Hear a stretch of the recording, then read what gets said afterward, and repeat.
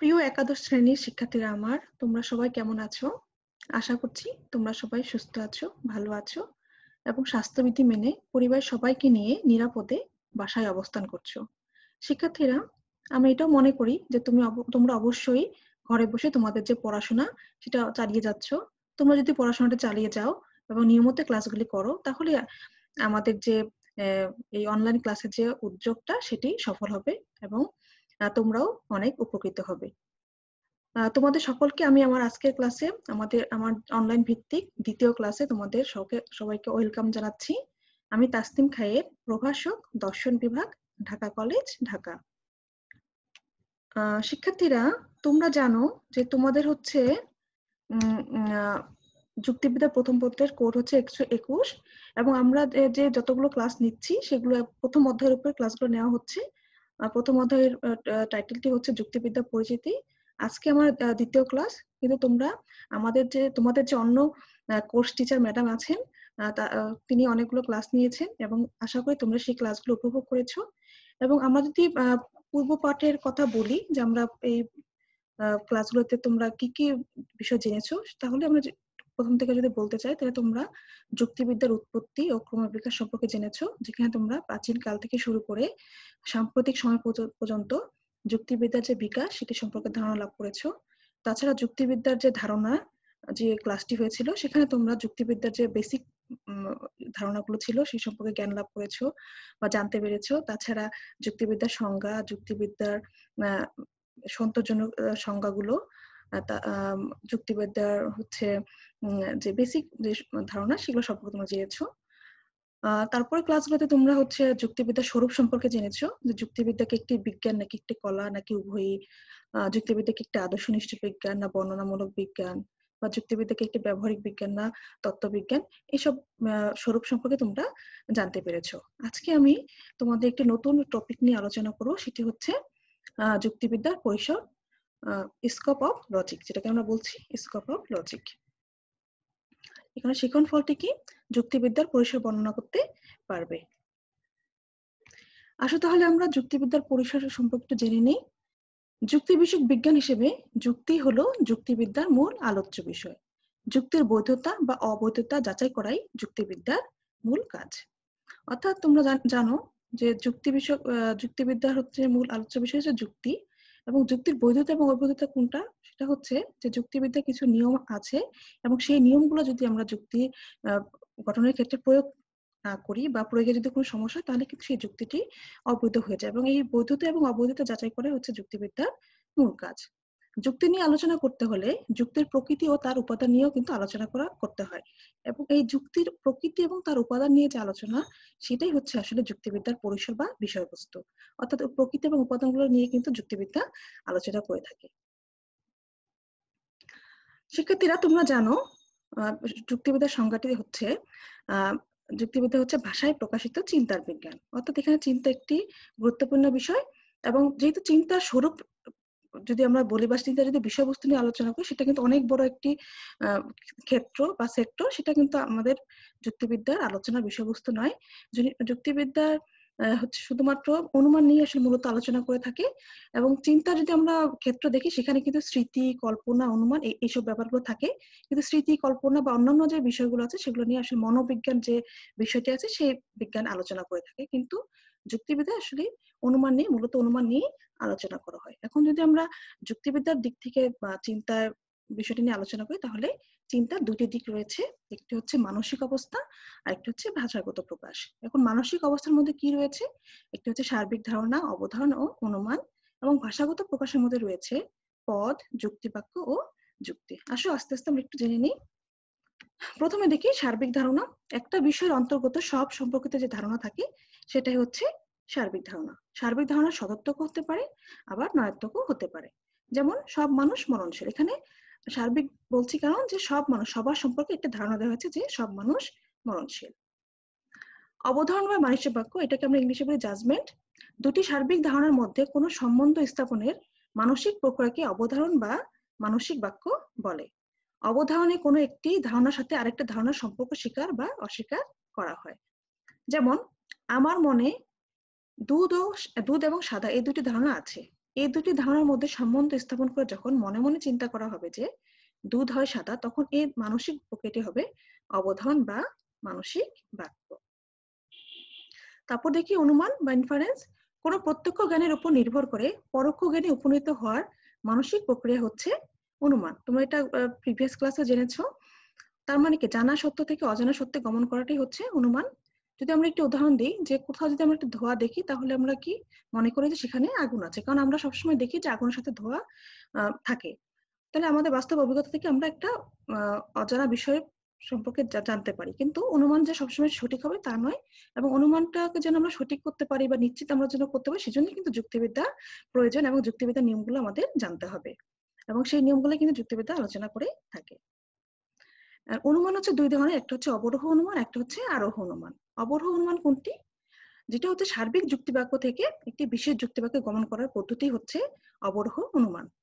তোমরা দেখো সার্বিক এখানে কি, সব মানুষের মানসিক, মানে সব প্রত্যেকটা মানুষের কথা এখানে বলা হচ্ছে, সবার কথাই বলা হচ্ছে।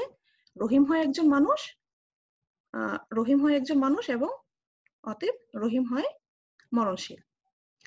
অবরোহ যুক্তি পদ্ধতির মূল লক্ষ্য হলো যুক্তির আকারগত সত্যতা নিরূপণ করা। আকারগত সত্যতা নিরূপণ করা বলতে বোঝাচ্ছে যে তোমাদের যে যুক্তিবিদ্যার যে নিয়মগুলো আছে, সেই নিয়ম অনুযায়ী আশ্রয় বাক্য থেকে সিদ্ধান্তে আসাটা, একটা সঠিক সিদ্ধান্তে আসা, এটা হচ্ছে আমার আকারগত সত্যতা।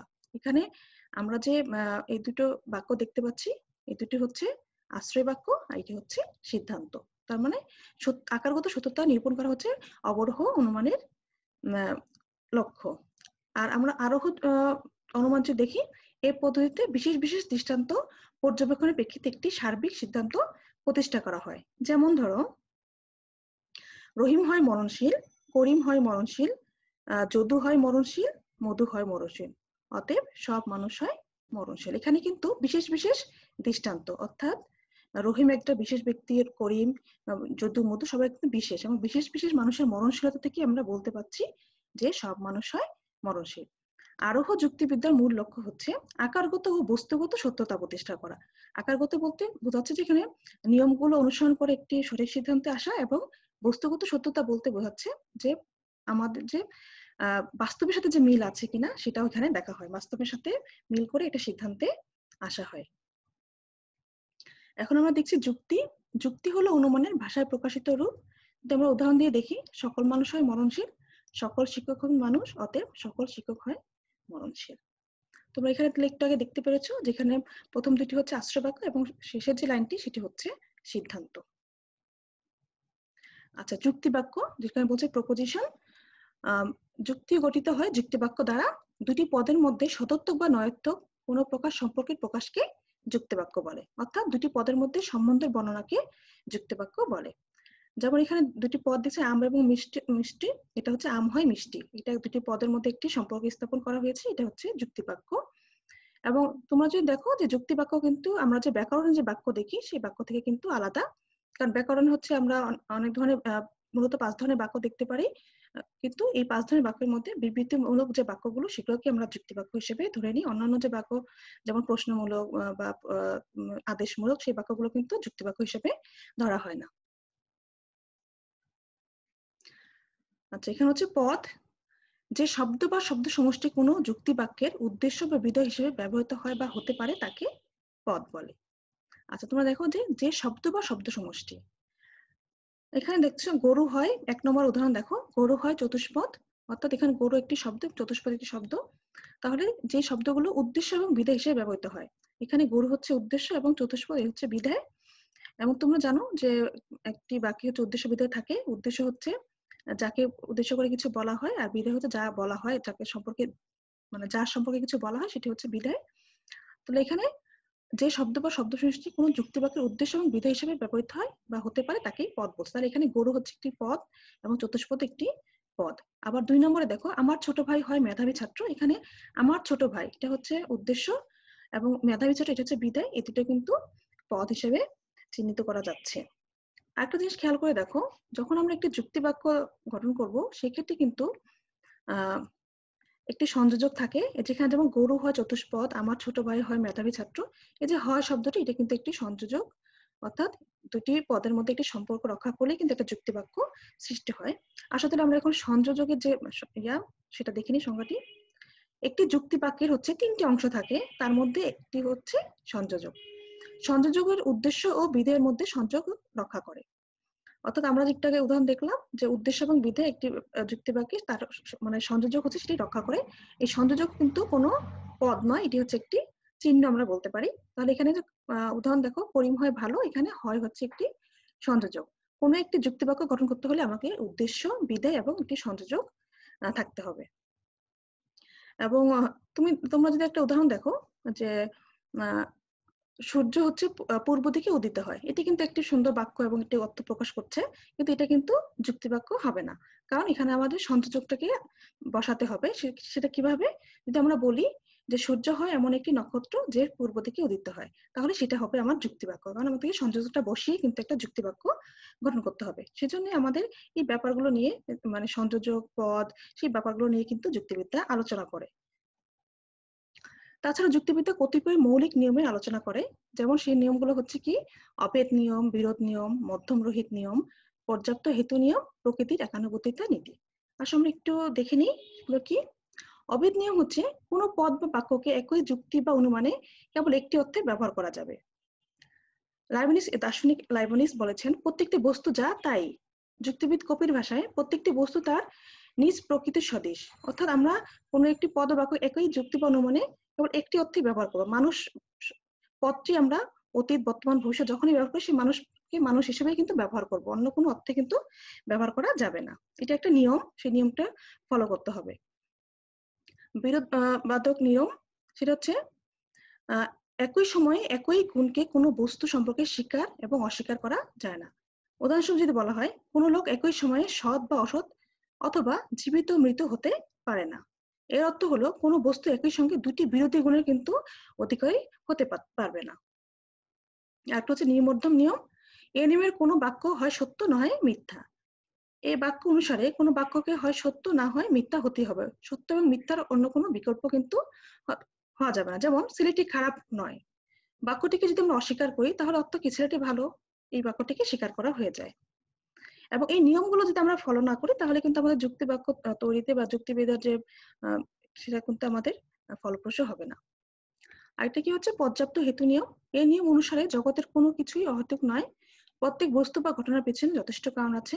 তাহলে নিয়ম দুটি অর্থ হতে পারে যে কোনো বাক্য যদি সত্য হয় তাহলে তার পেছনে অবশ্যই কোনো যুক্তি আছে এবং প্রত্যেকটি কার্যেরই কোনো কারণ আছে। কোনো কাজ মানে কোনো কাজ আছে কিন্তু কোনো কারণ ছাড়া কিন্তু কোনো কাজ আসলে হয় না।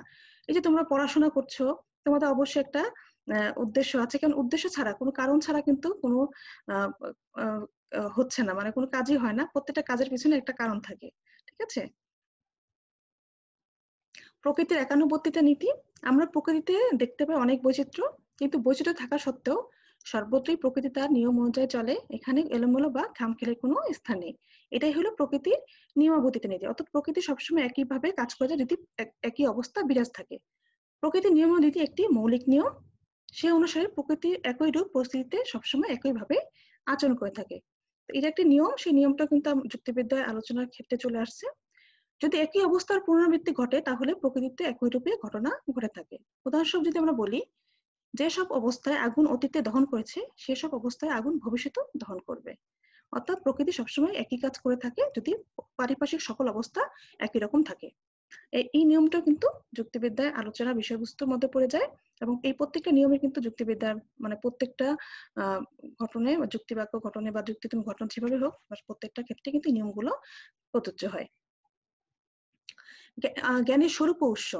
জ্ঞান দুই প্রকার, একটা হচ্ছে প্রত্যক্ষ এবং পরোক্ষ। প্রত্যক্ষ জ্ঞান স্বাভাবিক ইন্দ্রিয় অভিজ্ঞতা থেকে আসে বলে তা প্রায় নিশ্চিত হয়, কারণ আমরা যা প্রত্যক্ষভাবে দেখি আমাদের পঞ্চেন্দ্রিয়ের মধ্যে দেখি প্রায় নিশ্চিত জ্ঞান সেগুলো হয়, কিন্তু এগুলো প্রমাণের কিন্তু প্রয়োজন পড়ে না, কারণ আমরা এগুলো স্বচক্ষে দেখতে পাচ্ছি বা যেটা আমরা ইন্দ্রিয়ের মাধ্যমে দেখতে পাচ্ছি বা শুনতে পাচ্ছি, এটা জানতে পাচ্ছি। তবে পরোক্ষ জ্ঞান বা অনুমানলব্ধ জ্ঞান সম্ভাবনাপূর্ণ বলে প্রমাণের প্রয়োজন হয়।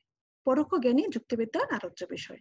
তার মানে আমরা জ্ঞান দেখছি দুই প্রকার, একটা প্রত্যক্ষ এবং পরোক্ষ। পরোক্ষ জ্ঞানটাই মূলত যুক্তিবিদ্যার আলোচ্য বিষয়। তারপর আসছে কি ভাষা, ল্যাঙ্গুয়েজ। চিন্তা বা অনুমানের বাহন হলো ভাষা। সঠিক যুক্তি পদ্ধতি প্রণয়নের ক্ষেত্রে ভাষার সঠিক ব্যবহারের প্রয়োজন। সঠিকভাবে ব্যবহৃত না হলে একই রূপ ভাষা ভিন্ন রূপ অর্থে প্রকাশিত হতে পারে। তাছাড়া ভাষায় ব্যবহৃত কোনো শব্দ একাধিক অর্থ প্রকাশ করতে পারে। যুক্তিতে ব্যবহারের সময় ভাষার এরূপ দ্ব্যর্থকতা ও অস্পষ্টতা পরিহার করে চলা যুক্তিবিদ্যার জন্য খুবই জরুরি। সুতরাং যুক্তিবিদ্যা ভাষার সঠিক ব্যবহার নিয়েও আলোচনা করে থাকে। দেখা যায় যে আমরা কিন্তু প্রতিনিয়ত যেসব ভাষা ব্যবহার করছি, বেশিরভাগ ভাষা কিন্তু অস্পষ্ট। যদি আমরা উদাহরণ দিই, যে হচ্ছে টেকো, ধরো টেকো, একটা লোককে আমরা কখন বলবো যে সে টাক মাথার, কতটুকু কয়টা চুল থাকলে বা কতটুকু টাক থাকলে আমরা তাকে টেকো বলবো। এগুলো কিন্তু হলো একটা অস্পষ্ট শব্দ।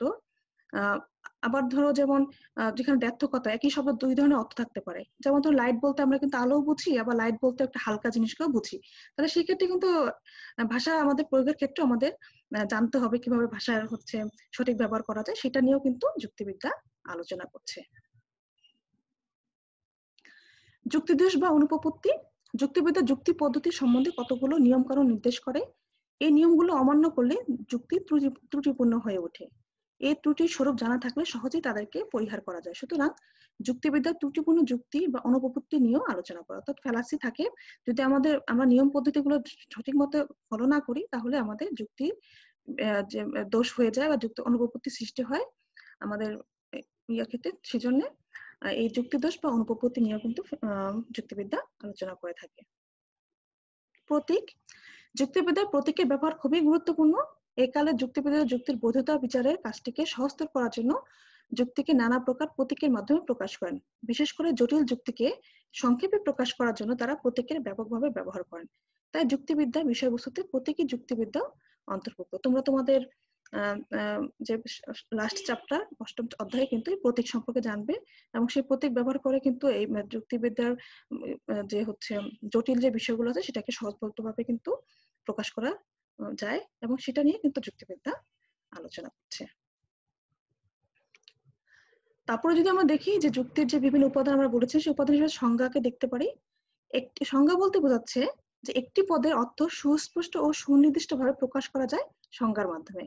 যুক্তির অন্তর্গত যুক্তিবাক্যে যেসব শব্দ বা পদ ব্যবহৃত হয় সংজ্ঞার মাধ্যমে, সেগুলোর অর্থ সুনির্দিষ্ট না হলে কখনো যুক্তি বা অনুমানের মধ্যে ভ্রান্তির সম্ভাবনা দূর করা যায় না। অর্থাৎ একটি যে পদ, সেই পদের যে সুস্পষ্ট ও সুনির্দিষ্টভাবে প্রকাশ করবো, সেটা আমরা সংজ্ঞার মাধ্যমে করে থাকি।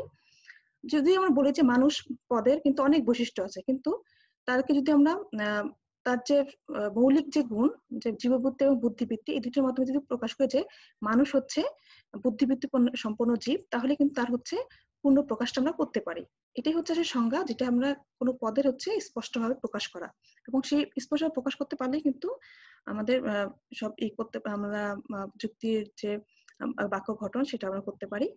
সুতরাং সংজ্ঞা নিয়েও যুক্তিবিদ আলোচনা করে। তোমরা প্রত্যেকটা যে আমরা পড়তেছি আজকে বিষয়বস্তুগুলো, প্রত্যেকটা তোমরা হচ্ছে তোমাদের ফার্স্ট ইয়ার এবং সেকেন্ড ইয়ার প্রত্যেকটা বিষয় নিয়ে তোমরা ডিটেইলসে পড়বে। তারপর হচ্ছে বিভাগ। কোন একটি নীতি বা সূত্রের উপর ভিত্তি করে একটি জাতি বা উচ্চতর শ্রেণীকে তার অন্তর্গত উপজাতি বা নিম্নতর শ্রেণীসমূহের মধ্যে বিভক্ত করা প্রক্রিয়াকে যৌক্তিক বিভাগ বলে। সেই বিভাগ নিয়ে তোমরা পড়বে, বা এটা হলো যুক্তিবিদ্যার আলোচনার বিষয়বস্তু। তারপর আসছে শ্রেণীকরণ। শ্রেণীকরণ মানে বিন্যাসকরণ।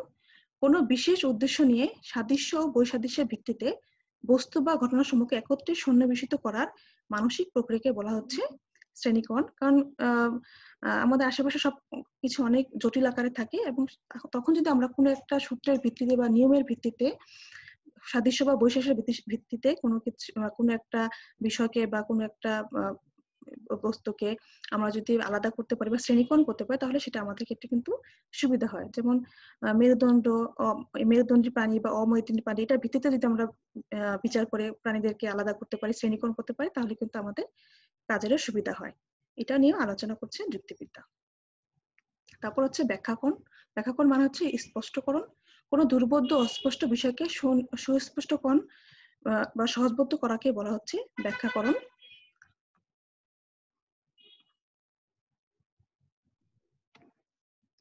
তাহলে আমরা দেখতে পাচ্ছি কি শিক্ষার্থীরা, যে ব্যাখ্যাকরণের মাধ্যমে বা ব্যাখ্যাকরণ হচ্ছে স্পষ্টকরণ, এবং সেই স্পষ্টকরণের মাধ্যমে কিন্তু আমরা যে হচ্ছে অস্পষ্ট বিষয় সেটাকে সহজবোধ্য করতে পারি। যেমন ধরো যে আগে যখন কলেরা হতো গ্রামে গ্রামে, তখন কিন্তু মনে করা হতো যে ওলা বিবির আগমনই হচ্ছে কলেরার কারণ। এবং তখন কিন্তু মানুষ সেটাই বিশ্বাস করতো, সেটা লৌকিক ব্যাখ্যা বলা হয় সেটাকে। এবং কিন্তু পরবর্তীতে কি জানা গেল যে আসলে এটা পানিবাহিত একটি রোগ বা একটা জীবাণুর মাধ্যমে সেটি হচ্ছে।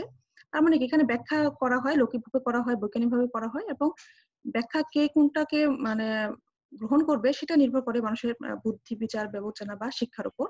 তো এইসব বিষয়গুলো নিয়ে বা কোনো বিষয়কে সহজে বোঝার জন্য এই ব্যাখ্যাকরণ নিয়েও কিন্তু যুক্তিবিদ্যা আলোচনা করে। শিক্ষার্থীরা, আজকে আমাদের ক্লাস এতটুকু পর্যন্ত থাকবে। আশা করি তোমরা একটু হলেও উপকৃত হয়েছো। আমার ক্লাসটি করার জন্য তোমাদেরকে অনেক অনেক ধন্যবাদ, এবং আশা করছি তোমরা ক্লাসগুলো উপভোগ করবে এবং তোমরা অবশ্যই বই কিনবে, বই কিনে পড়া শুরু করে দিবে। আর আমি পরামর্শ দিব যে তোমরা বইয়ের প্রত্যেকটা লাইন পড়বে, কারণ তোমাদের যে বহু নির্বাচনী প্রশ্ন আছে সেখানে কিন্তু ছোট ছোট কোশ্চেন করা হয় যখন, তখন কিন্তু সব মানে প্রত্যেকটা মানে অধ্যায়ের প্রত্যেকটা বিষয় থেকে কিন্তু তোমার প্রশ্ন করা হয়। তো বিশেষ করে তোমরা সেই বিষয়গুলোর দিকে একটু খেয়াল রাখবে। তোমরা সবাই ভালো থাকবে, সুস্থ থাকবে। আজকে আমরা আমার ক্লাসটি শেষ করছি। আল্লাহ হাফেজ।